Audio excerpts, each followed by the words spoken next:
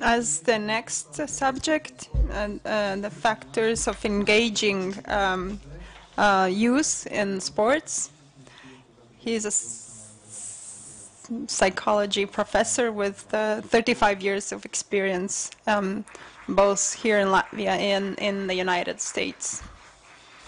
You are welcome. And Grants will speak in English if you want to hear the translation. Greetings. Can you all hear okay? Yeah? Okay. I'm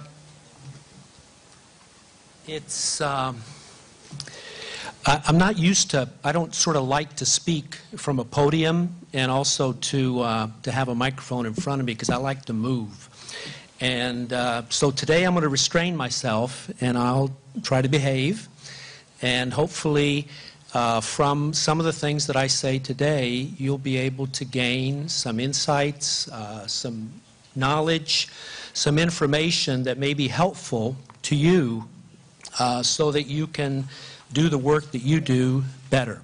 I'd also like to take this moment to thank the organizing committee for inviting me and giving me this opportunity. Usually, and I'll let you know, I'm bilingual, but I usually lecture in Latvian, but with a heavy English language accent. So I'm going to sort of enjoy myself today, being able to speak in English, and hopefully you'll get a good translation.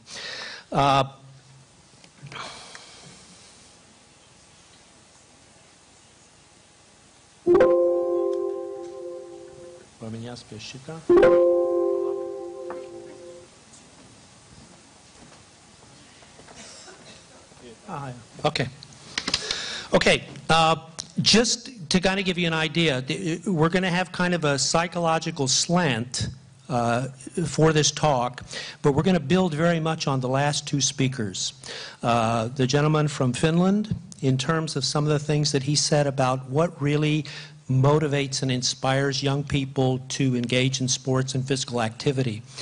And the second is many of the things that the person who just preceded me mentioned are also things that I'm going to talk about and I'll expand on a little bit. But what I'm going to do is sort of cover four main areas, and I'm going to slide quickly through the first two, and you'll have a lot of information on the slides there, and that's developmental milestones. Those are the things that a culture considers important for a person, a young person who's growing and developing, to achieve in a certain period of time. In this case, we're talking about teenage years, adolescence. There's also just going to be a brief mention, and you can kind of read those slides. They're going to be in English, though, about the benefits of physical activity, but I want to accent a little bit, and I've sort of focused a little bit on what are those positives that are akin more to an adolescent. Clearly, there's advantages for all of us, but I want to sort of focus on that. Then I want to look at motivating, inhibiting factors. What are the things that sort of drive people to want to do some sports activities? And some of those things you already heard, you know, and I'll expand on those. And what are the inhibiting factors? What are the factors that keep us from wanting to do it?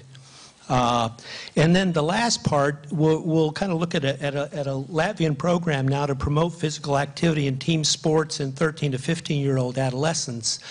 But I want to kind of give a heavy psychological focus on that, taking into consideration adolescents and teenagers, what's important to them, what motivates them, what keeps them from engaging in sports, which clearly we all know there's an advantage if someone does it.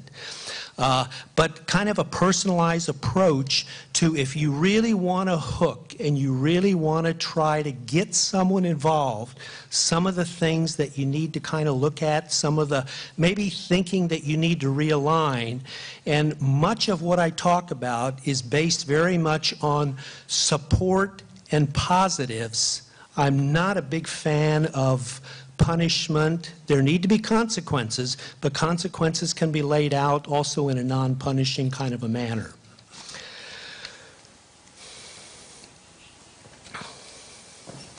So if we look at developmental milestones, we're basically talking about how a person matures physically, cognitively, emotionally, socially, and behaviorally. All right? And we're going to kind of focus on that early to a mid-adolescent period.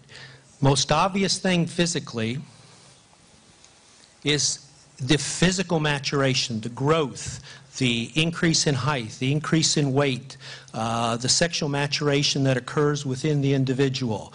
But more important, that young person who's growing and changing, are they doing it at a time similar to most of their other age peers? Is it happening quicker for them? Is it happening slower? And sometimes that timing, which they don't control, can have a big factor in how they see their body image and how comfortable they are. For example, a young boy who's, let's say, 13, 14, 15, and is, a half meter shorter than his age peers, that's a tough thing to deal with for a young boy. And a lot of times you get ridiculed and you get made fun of. And sometimes when you're doing sports, because you're showering or you're dressed in gym clothes, that size differential becomes a really big factor. And I think that those things kind of need to be considered when we look at any young people that we work with. And also, if we look at females, let's say the girl who develops very quickly and ahead of her age peers, and the problems that causes her level of comfort or discomfort with her physical appearance. These are big factors, very obvious, and really need to be considered. Oops. Okay, when we talk about cognitive things, there's a shift that occurs cognitively in adolescence. They go from being a child to working towards being an adult. And what I want to emphasize here is this is not an event that occurs, this is a process. It's not a smooth process. So even though the ability to think abstractly develops, even though rational thinking capacity develops, even though the capacity for problem solving improves and interests can develop and broaden, it doesn't mean that it occurs at the pace that adults, parents, teachers, coaches would prefer. Many times it's haphazard. And what we actually see are young people in their teen years who are problematic, they're argumentative, they want to express their opinion, they don't do it well. There's a lot of conflict, and they can't handle that conflict very well. If we look at the emotional things, teen years, especially early to mid, that's a period of not feeling very good about yourself. Too many things are happening. You're feeling anxious. Your anxiety goes way up. You're feeling much more insecure. Your self-doubt goes up.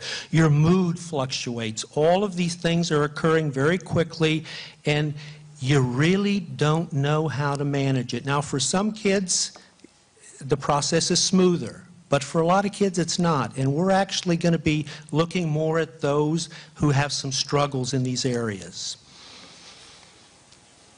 If we're looking at social development, the big change here is the child with whom the family of origin and their parents are the primary interest area moving into an area where it now becomes peers. And they want to connect with those peers. They want to be a part of that relationship. They want to separate from family. But to gain the acceptance of their peers, they sometimes engage in behaviors that are not necessarily always best for them. If we look at some of those behaviors, there's a big change in interest. All of a sudden, they start acting out because they have thoughts. They think many times that they're adults. And they start doing things. They start engaging in risky behaviors. They start getting involved into sexual kind of behaviors.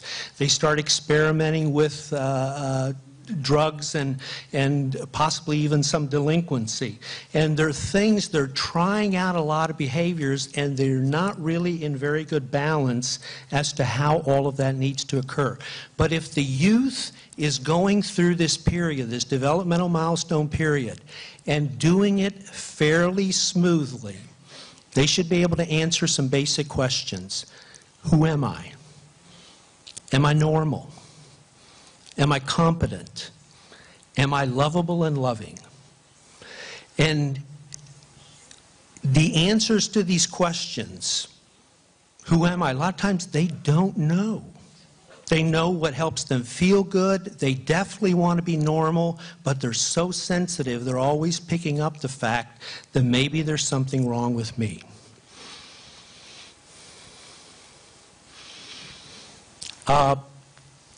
Pretty obvious here. I'm not really going to spend a lot of time on this. You can just kind of look it over. I mean, the benefits of physical exercise are great. All of you probably actively engage in stuff, but I don't know if you know this or not. Do you know what percentage of people in Latvia never engage in any kind of physical activity? Do you know what that percentage is? Anyone want to take a guess? Is it half? Is it a quarter? More than a quarter? It is about 40%. 40% of people report that they never engage in physical activity. You know what it is in the EU?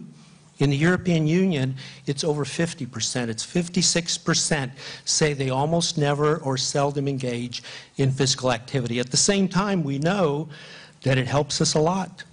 It helps us feel better. We live a longer life. We're in better shape. The advantages are many, as you can see, but it doesn't seem to motivate people. And sometimes these patterns have already been established when a person is younger, and many times those patterns that we establish in our family of origin, in our teen years, and when we start to embark on adulthood, we carry them over into adulthood, and we become society's problem when we're in our 50s, 60s, and 70s, because we have a ton of health problems. And who pays for that? The people who are working and the people who support the system. So for younger people, the kinds of things that I want to focus on is participation in sports. Physical activity helps a person develop a better mental focus. And I don't know if you're aware of Terry Orlick or not. In his books, In Pursuit of Excellence, he talks a lot about athletes, especially better athletes, and how they refine their ability to focus. And sports is something, especially if someone views it as kind of a fun activity, if you're doing something that's fun, you're going to focus better, and you're going to develop through practice the ability to maintain that focus. And so vigilance is actually the ability to maintain and focus attention and concentration for prolonged periods of time. The advantages are clear. Better academic performance, increased confidence in abilities, higher self-esteem on average for people who engage in sports, adolescents, and the risks for delinquency and drug abuse generally go down. So let's look at what motivates most teenagers, especially early to mid-teens. And just like the gentleman from Finland, it's got to be fun. This is a period in life where the individual is very, very egocentric. They're focused on themselves. They want to engage in activities. It's a byproduct of the times, but when I was younger, and I grew up in the 50s and 60s, you still wanted it to be fun. If it wasn't fun, you probably didn't do it. But maybe there's a little bit more of an emphasis on that now. And what's in it for me? What do I gain by this activity? And that's probably a little bit more of our times right now. But when we go back to those developmental kinds of needs that people have, being accepted, having a sense of belonging, that's critical for teens. So if teens are going to be interested in sports, it's because they want to be involved with that group that is engaging in the sports activity. Social competences, they gain recognition. We all like some recognition, and in the teenage years, you like to get some recognition for something that you think that you're actually doing that's going well. Let's look at inhibiting factors. As the young man before me said, and he engaged in athletics, started skiing when he was very young. He was overweight, he was obese. Usually that's one of the biggest reasons why young people don't do sports, is because they're too big. They know they're too big. It becomes difficult to engage. It becomes difficult for it to be enjoyable. The body image, the low self-esteem, the lack of role models. For a lot of the focus of what I'm going to have a little bit later in my talk is about at-risk groups. At-risk group kids often don't have productive, positive role models. And as a result, they don't have people that can inspire them or show them. They don't have family support. Other factors are they just don't like sports. They're not good at it. They're not competitive. And usually competitiveness starts to develop around age 12. So before that, when kids engage in sports, especially young girls, they could be playing ring around the posy or some little game out in the middle of a football field and having a great time and not being at all interested in wanting to win the game. But competitiveness starts to develop in at the very beginning of adolescence, generally, and this becomes a real factor for some people. They just don't feel comfortable. They don't feel good. Now, another big reason is in the teenage years, anxiety spikes, depression starts to show up a lot more. A lot of these kids don't feel good about themselves. They're very anxious, and sometimes these personal problems really kind of keep them from engaging in sports. So I want to now talk a little bit about what I'm calling sort of food for thought. And the first point that I want to make is the effect of sports participation when you're an adult has a tremendous impact on you in terms of the future. If we look at the general population, those habits that we build early in life, those are the habits that we maintain later. And so if we don't get these patterns going earlier, generally, they're not really going to happen later. I don't know at what age the young man, it looked to me like he made sort of these real changes when he was in his teenage years, and now it's enjoyable and it's beneficial to him. I mentioned the statistics to you about how many people don't engage in sports.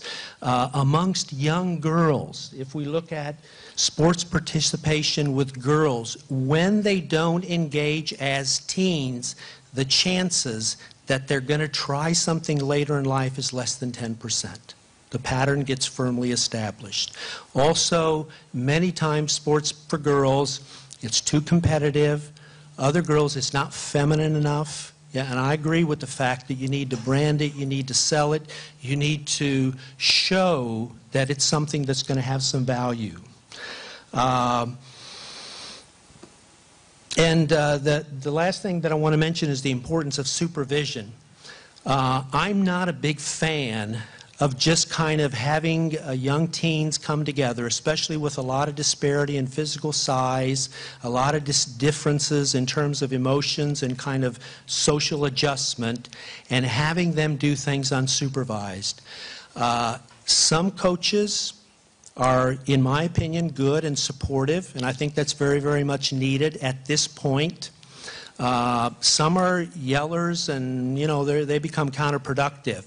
But I think that the adult being present provides some structure and kind of helps some kids fall in line a little bit and kind of play it a little bit better by the rules. I think unsupervised sports at this age can kind of get out of hand unless it's just some people coming together and wanting to sort of horse around. The program that is being developed in Latvia right now is a program trying to look at helping promote team sports for at-risk groups. And those at-risk groups are, first of all, the obese, the overweight, school dropouts, and people who are unemployed who aren't working. They're not going to school. They're not engaged in any other kind of activity. The aim of the program is to make the sports accessible to everyone. And in this team sports, we're primarily talking about floorball and we're talking about handball. And many of these target teens have dropped out of society. I'm fat, I'm overweight, I don't fit in, they don't like me, or I hate school. They're starting to distance themselves. They're starting to hang out and associate with people who are more delinquent in their lifestyle. And also the unemployed who just don't know what they want. Their ideas haven't crystallized. They're not clear. They, coming from socially disadvantaged groups, they don't have any role models. They don't have anyone who can kind of guide them. They don't have anyone who can kind of make that comment. But more than just what's outside of them, inside of them, there isn't that knowledge, that focus, that idea that, you know, these are the steps that I need to take, the sports and studies, sports, an active lifestyle, a healthy lifestyle, they go together and they're going to help me function a lot better. And I think that the other thing, one of the targets is to help teach these kids to take some responsibility. Right now they're taking no responsibility for their lives. They're being unproductive, they're overeating, they're not doing anything, and unless they kind of get in and something catches their attention, it isn't going to happen. And the hope is that it's sports activity. The sad thing is, when people, and when I was younger in my career, I worked in jails and prisons in the United States, and a lot of the people just have rotten role models. They don't have anything that they do. They have time on their hands, and if we think about in Latvia, a lot of the smaller towns where there isn't any industry and the people just hang around and they do a little drinking, they want to do something, and sometimes breaking in and stealing something is sort of more fun than just sitting there and getting drunk. So these are the groups that are being sort of targeted. The psychological perspective that I have here, and this is really what I want to focus on, and this is what I want you to be able to take most from this talk, is that if we look at motivation, motivation has usually two components. There's the intrinsic, that which comes from me, inside of me, and the extrinsic, that which comes from my environment. That might be teachers, parents, coaches, friends. It can be most anything. The most powerful, and all the research shows this, is intrinsic motivation. If we look at some famous basketball players, like Michael Jordan, like Kobe Bryant, some of these famous NBA players, they have an unbelievable drive that goes inside of them. I just read something recently where there was talk about whether Michael Jordan, and I don't even know how old he is now, I need to do a little bit of mental thought, he's probably about 55 years old. There was talk about whether playing one-on-one basketball, he could beat someone. He said, there's it's no question. I can definitely do it. So they always have a lot of confidence and they always have a lot of drive. So the first thing is, if we're going to maximize anything, we have to know how to tap into the intrinsic motivation. Let's talk a little bit about change. And I think here, if we talk about human beings and changing what human beings do, Let me just get a show of hands, because I know this is Latvia, and this is one of the things that I like to ask people, because I didn't grow up here, although I do live here now. How many of you believe in Supervision? Just a show of hands. Okay. Now, you know that in the West, you probably know this, in the West, in North America, people laugh at that belief that you have. They say, that's crazy. But right now, I'm not trying to change your thoughts, but what I'm saying is that belief that you hold about Supervision and its dangers and how it can affect your health, that's pretty firmly embedded. And that goes with a lot of generations. I remember sitting on a beach by the Baltic Sea before the first thunder and lightning. My gosh, the local people said, get up, you're going to get sick. You can't sit on the ground before we've had thunder and lightning. And they believed it. And I'm looking at them and going like, are you crazy? Again, a different culture that I grew up in, okay? So the thoughts that we hold are firmly embedded. They're in part a byproduct of our culture and many cultures, all right? And so if we're going to affect someone, we're not going to affect them by telling them that they think incorrectly and they have to change how they think. But isn't that what we do usually? Isn't that what teachers often tell students? Isn't that what coaches tell students or their athletes? Isn't that what parents tell their kids? They give them pep talks. They try to encourage them. They try to inspire them. That's all extrinsic motivation. But let me tell you something. Giving advice and giving pep talks doesn't work at all when you look at the research. Research says, psychological research says, don't waste your time. Okay? You're not going to get someone to think differently. That's something that's very embedded and very difficult to change. Let me give you another little example, and hopefully this will have meaning, I don't know, for you. We all probably know people who are depressed. And I've worked a lot with depressed people as a clinical psychologist in the United States and also here in Latvia. And usually what we find is that depressed people think very negatively. Their thoughts about themselves, their thoughts about the future, their thoughts about the past, they're all negative. Now, if I try to work with that person in therapy, in psychological therapy, and I try to help them, and I really want to help them, and I'm talking about how they think and how they need to change, yeah, they kind of agree. Then they go out in the street and they see all kinds of negative things because their focus is the negative things around me.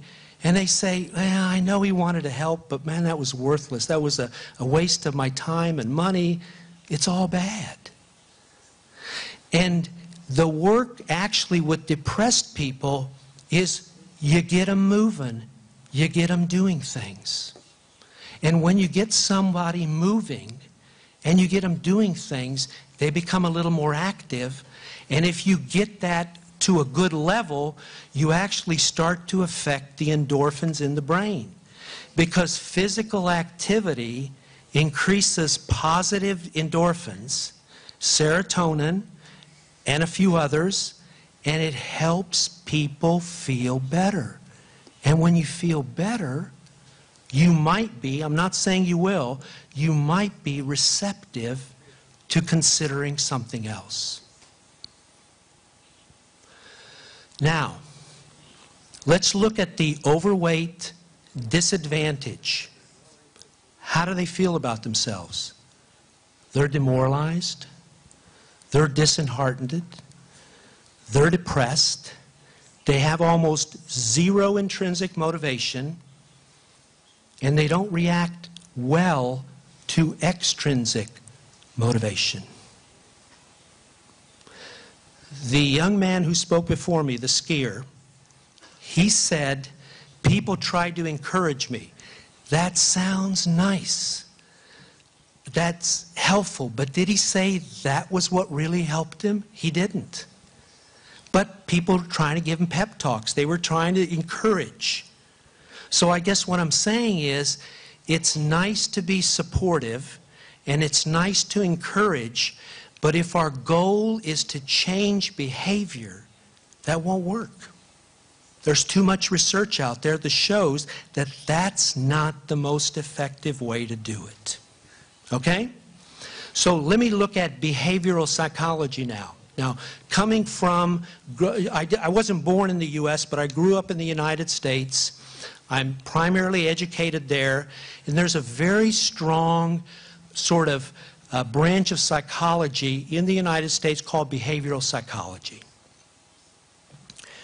And behavioral psychology says you don't try to talk people into thinking differently. What you do is you change behavior. You get them to try something new. And if those movements, and there's other steps too, and I'll expand on that a little bit later, if you get people to start doing something, what starts to happen is their thinking starts to fall in line with the behavior that they're engaged in. So let me give you an example. Let's say that I'm like the young skier before me, and I'm eating a lot of fast food and going to McDonald's and eating Lulu pizza and everything else all the time. And all of a sudden, I spend 2 months somewhere in the countryside, and I'm eating vegetables, and I'm eating whole grain breads, and I'm eating a very different diet because I don't have any of those other things around. And what am I doing at first? I'm going, ugh, this tastes terrible. And you believe it. You believe it. It tastes terrible. And it does. When your palate gets used to certain kind of food, a new food doesn't taste good. So I start eating it for a week. I start eating it for another week. My gosh, I actually feel less bloated. I don't have nasty bowel movements anymore. You know, I actually feel a little bit better. And I eat for another couple weeks, and pretty soon I'm going like, wow, you know, I never thought this was going to help me. But just the fact that I change my behavior and I buy into that changed behavior may have some positives, I start to realize that I feel it. I feel better. And what happens to my thinking? I start changing my thinking. How do Latvians feel about politicians? Oh my God. You can't trust them. They're a bunch of crooks. Right? And a lot of them have been. Yeah. So I'm not saying you're going to live with a decent, good politician, but what I'm saying, I'm just bringing that up to say a lot of our beliefs are pretty firmly embedded, sometimes in solid reasoning and sometimes not, sometimes in just myths and a bunch of, you know, my mother told me so. And that's not the case. Okay? So here's what behavioral psychology says. So you change the behavior, and when they start to show that behavior, you reinforce it like crazy.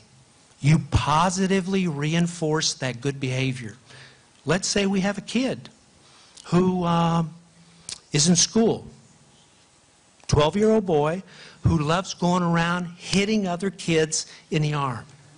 I don't know how your experience was for you young men who are here, because you're all younger than me. But when I was growing up, that occurred a lot. You got beat up, especially if you couldn't defend yourself. But now, if we wanted to, what are the teachers going to do to that young boy? They're going to say, stop doing that. Don't do that. You know? Don't. And he's just going, blah, blah. You know, it has no meaning to him. But now, let's say that I get him to buy into, if you go through a certain period of time and you don't hit anyone, in other words, the absence of aggressive behavior, I'll give you a reward. We'll figure out something that's motivating to you, and you'll get it. I guarantee that. Now, working in the United States, I had a client who weighed, the way people weigh in the U.S., which is 360 pounds, which would be about 125 kilos. And he lost half of his body weight because he bought into a program of a more healthy lifestyle. And he had reinforcers. So I had to find a reinforcer that worked. And I positively reinforced him all the time. He got what he wanted to get for the behavior change. Remember, it's all about me.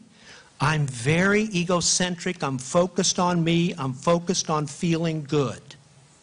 So if we're talking about these teenagers, and we want to get that young boy to quit hitting people, and he gets a reward for not hitting people, he's going to hit people less. Now, probably what he'll do when I'm not around and I can't monitor, he'll hit people, okay? Because there's no consequence. But what I'm saying is that you can generally come up with a plan. What did I say was really, really important to young teens in the developmental milestones?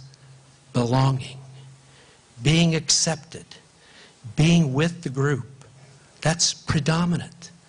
They really, really want it, but when they're overweight, when they're not motivated to go to school, to work, they kind of fall out of that group. They just don't connect to it. So think about when you're working with your young people, either as an educator or as a coach, think about the things that are motivating. Let's say, for example, that we had a puppy, a little dog, and we wanted to teach that puppy to shake. Would we scold it? Would we give it a lecture? Would we tell it, now you need to shake my hand? No, as soon as they would show that behavior, and we could probably get it, we'd reinforce it. What's the best reinforcer for a dog? Food. It works. They'll do anything for food, especially certain breeds. Okay, cats, hang it up, it won't work, okay? You've been to SeaWorld, you've been to Palanga, you've been to these places where they have dolphins and sea lions that do all kinds of tricks. Do you know how they train them? Positive reinforcement. That's all they do. There's no punishment. When the animal does what you want it to do, you reinforce it. And you do it in a sincere manner. Now, what I'm also wanting to impart with you is motivation is a byproduct of relationship. Now, when I first started coming to Latvia in 1994, and I started teaching at the University of Latvia, I could say almost anything, and the students believed it. I had credibility. I had a doctorate in psychology. I was educated in the United States. I could talk in a way that they didn't really understand, but they bought it. I had credibility. So in that relationship, they deferred to me because they thought I knew better. Maybe I didn't, okay? But I took advantage of that, and I tried to encourage people and to do that. But if you have a good relationship, okay, if you're a welcoming gatekeeper, if you have the kind of personality that welcomes people in, if you show a certain empathy, okay, now I understand these are all Western kind of ideas, these are North American kind of concepts, and people in Latvia are a little bit kind of skeptical, okay, about this. And I'm not saying you have to be buying what I'm saying. I'm just saying take what you can from what I'm saying, and I hope you can apply it in your life.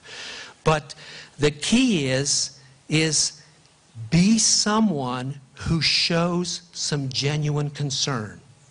Because the key is that if the environment that you create as a coach or as an educator is safe, is welcoming, and is reinforcing, teenagers will come back. When I was in the 6th grade, living in the United States, I played American football, and I remember my coach coming up to me one day and putting his hand on my shoulder, and he's saying to me, "You're my All-American. I really want you to come through in this game." And an All-American would be like an Islas level player. And hearing that from my coach, who I respected, and he had played college football in the United States, and he was viewed by all of us as, whoa, you know, he's been there. The right person saying the right thing meant a lot. And I remember I played like hell and did the best that I could. And just to give you a little bit of a story here, in terms of sports and stuff, I've been a sports enthusiast all my life, still am today. And the beauty of American football, 6 knee operations later, you know, and I don't have my regular knees, I have artificial knees now, but they work great. I can even do some deep knee bends if you want, okay? But anyway, so the point is, though, that it's all about relationship. They want to belong, they want to be connected. Now, if you inspire them through this relationship, what you're actually doing is you're starting their motor by engaging in the behaviors that have some meaning, that have some benefit. What you're actually doing is you're starting to get them to think and evaluate their values. And you're getting them to start to engage their internal motor, their intrinsic motivator that's going to guide them. It's not guaranteed to work all the time. People are very different. And with teens, they're reluctant, they're skeptical, they're not going to buy into everything you're going to say. You're going to have some successes and you're going to have some failures. But the important thing is, if you try, you'll have much more success than if you try to give them pep talks, give them advice, or give them criticism. And with that, I say thank you for your attention.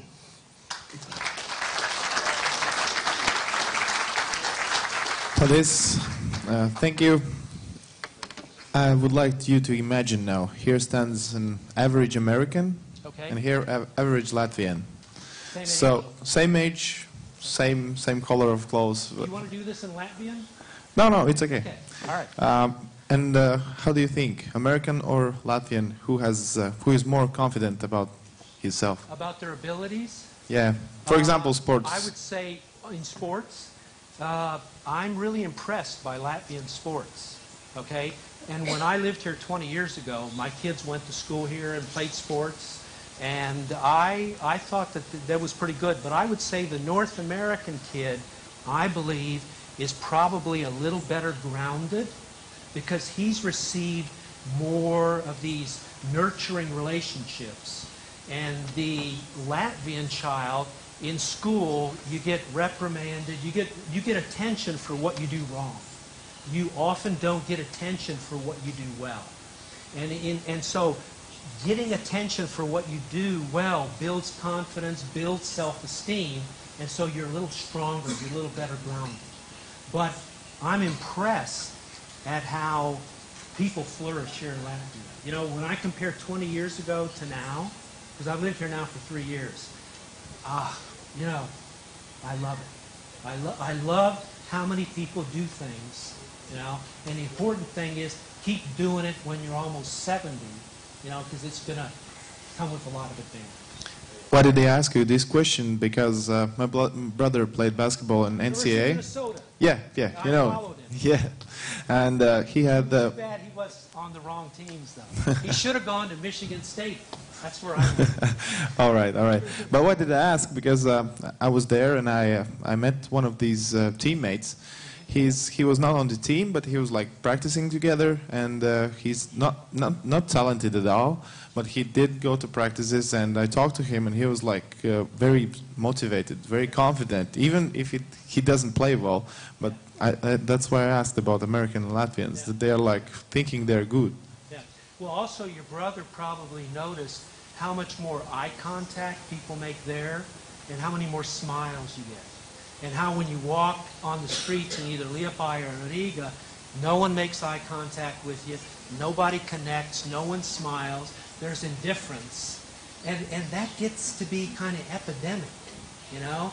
And so I don't know what the formula is, you know, but my approach was just to give a talk today, and hopefully it can affect some people. Okay, thank you very much. Aplausi. Smaidam daudz. Acu kontakts. Let's smile a lot, and let's go into a coffee break.